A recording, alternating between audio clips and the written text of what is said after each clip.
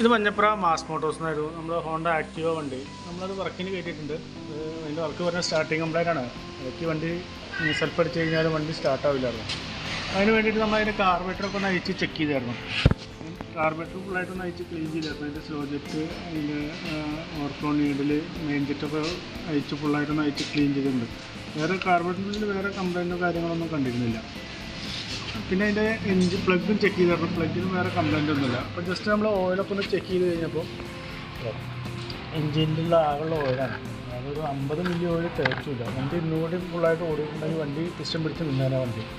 ഇപ്പോൾ ഈ സ്റ്റാർട്ടിങ് കംപ്ലൈൻ്റൊക്കെ കാണിക്കാനുള്ളൊരു കാരണം ഇതായിരിക്കാം. ഓയിലില്ലാതെ വണ്ടി ഓടിയിട്ട് പിസ്റ്റൻ ഇടയ്ക്ക് പിടിച്ചിട്ടുണ്ടാവുക, സിലിണ്ടറിൽ പിസ്റ്റൻ ഉരുകി പിടിച്ചിട്ടുണ്ടാവുക.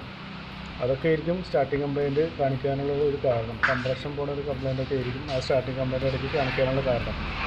അതിപ്പോൾ തൽക്കാലം നമുക്കതിൽ ഓയിൽ പുതിയത് വെച്ച് ഓയിൽ മാറ്റാം. എന്നാലും പുക വരാനൊക്കെ ചാൻസ് കൂടുതൽ, 90% നമുക്ക് പുക വരാൻ ചാൻസ് കൂടുതലാണ്. തൽക്കാലം നമുക്കതിൽ എഞ്ചിൻ ഓയിൽ പുതിയത് ഓയിൽ ഒഴിച്ച് അതിൻ്റെ സ്റ്റാർട്ടിങ് ആക്കിയിട്ട് റീസെറ്റ് ആക്കാം. പിന്നെ റിപ്പീറ്റ് കംപ്ലൈൻറ്റുകൾ കാണിച്ചുകൊണ്ടിരിക്കുകയാണെങ്കിൽ നമുക്ക് ആ ഹെഡിൻ്റെ ഭാഗം അയച്ച് ആ സിലിണ്ടർ സിസ്റ്റം മാറ്റേണ്ടി വരും. പിന്നെ അയച്ചു കഴിഞ്ഞാലാണ് എന്തോരം കംപ്ലൈൻറ്റ് ഉണ്ടെന്ന് നമുക്ക് പറയാനും പറ്റുള്ളൂ. അതുപോലെ നമുക്ക് എഞ്ചിൻ ഓയിൽ മാറ്റിയിട്ട് ആ കാർബറേറ്ററൊക്കെ ഒന്ന് അയച്ച് ക്ലീൻ ചെയ്ത് പ്ലഗൊക്കെ ഒന്ന് അയച്ച് ക്ലീൻ ചെയ്തിട്ട് റീസെറ്റ് ആക്കാം കേട്ടോ. ഓക്കെ.